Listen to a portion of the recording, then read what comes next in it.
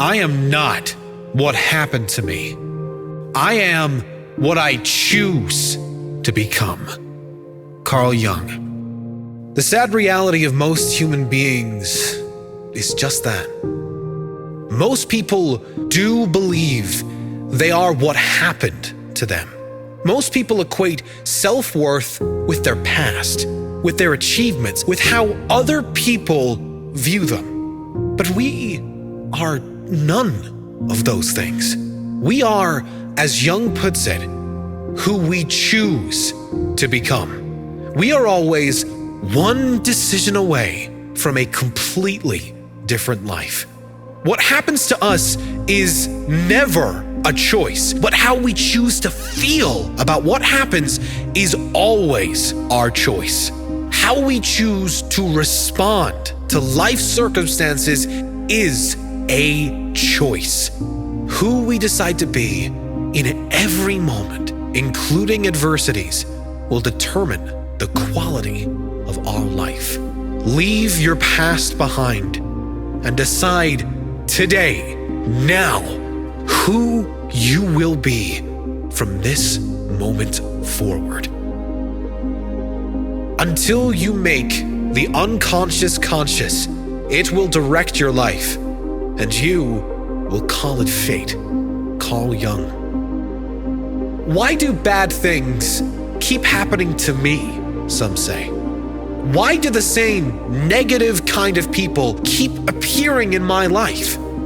The unconscious, or rather subconscious, controls almost all human behavior. It has been said that almost all brain activity happens on a subconscious level.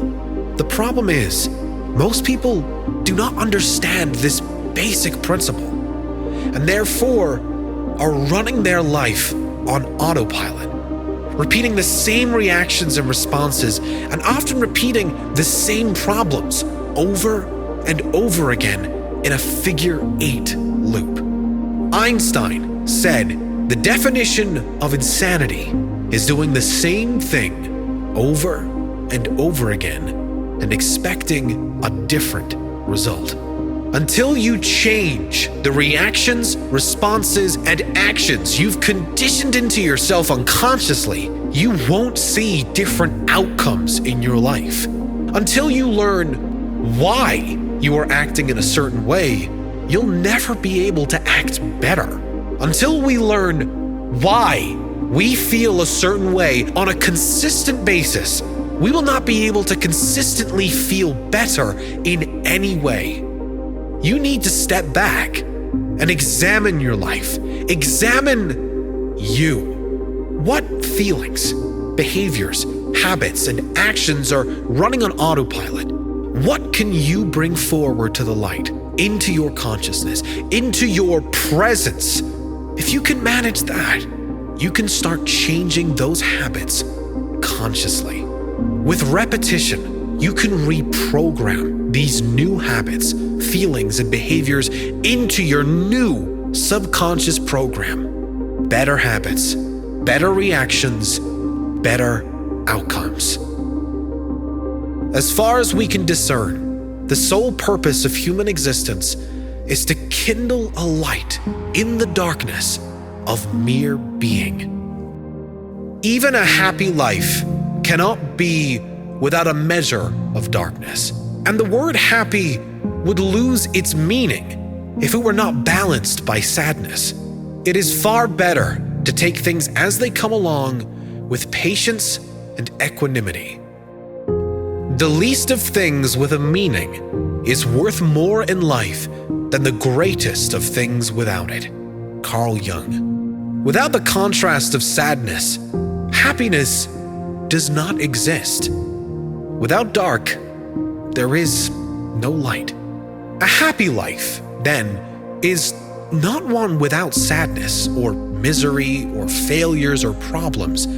A happy life, a full life, is a life with meaning. If you had in your possession every penny on earth and all the material possessions you desire, it would still give you no guarantees of happiness and certainly no meaning. You don't need things, money, or possessions to have meaning. But meaning does make for a rich life. With meaning and purpose in your life, you can face the inevitable challenges of life without fear. With meaning and purpose in your life, you can let go of the past because there is always a brighter future to work toward, to believe in tomorrow. Meaning and purpose give you reason to get up in the morning, enthusiasm to go about your day, purpose for living. Kindle a light in the darkness of your being. Discover who you are. Develop a life of meaning and purpose, and accept every inevitable challenge that comes your way. It all depends on how we look at things, and not how they are in themselves. Carl Jung. Whatever happens in your life is not reality, but rather your interpretation of it. Let me repeat. Whatever happens is not reality, but your interpretation of reality. On one of your best days, a challenge appears, and you deal with it with presence, with confidence, with competence. Then, the challenge disappears, perhaps even turns into a blessing, a new understanding. On one of your worst days, the same challenge appears. You react angrily, unconsciously.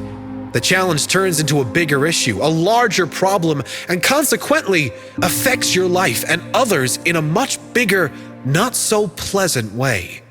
What happened? It was the same challenge. It depends how you look at it. We've all experienced moments like this. Problems that escalated due to our reaction. Challenges that disappeared due to our reaction.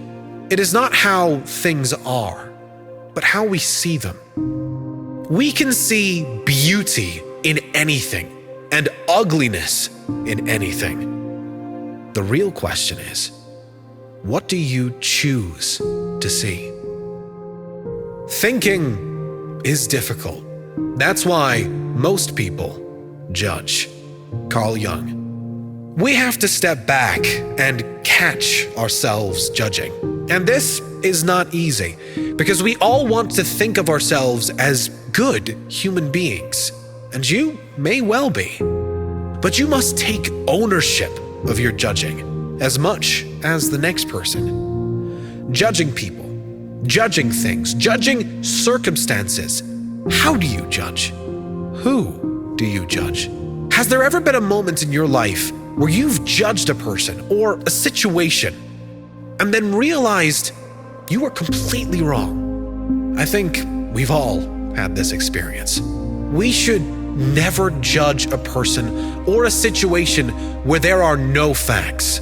If we don't know, we must accept we don't know and expect the best. We really do choose how we see everything, and anything can be seen through a positive, optimistic lens if that is our intention. Make it your intention.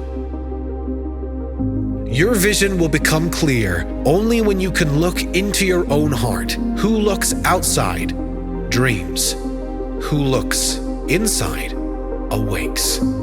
Carl Jung. Those who look outside at others, to society for an indication of how they should act or fit into the world, are lost in a dream, perhaps a nightmare. A life lived not authentically, but how they perceive will be most acceptable by the standards of society. To awaken is to look within your own heart, to trust your intuition, and to be brave enough to live life on your terms, not caring for others' opinions or judgments, only focused on the life that lights you up, the authentic you, living your authentic life. That is the awakened life. the real you, living with freedom of all outside expectations and opinions. Knowing your own darkness is the best method for dealing with the darkness of other people. Carl Jung. When we understand from a place of true humility that we are capable of the darkness, and that darkness is within us all, we can then have empathy for the way others act, understanding that everyone is doing the best with the life circumstances they were presented. As Maya Angelou said, if they knew better, they'd do better. We've all made mistakes, and for most of us, when we stuffed up, we knew better.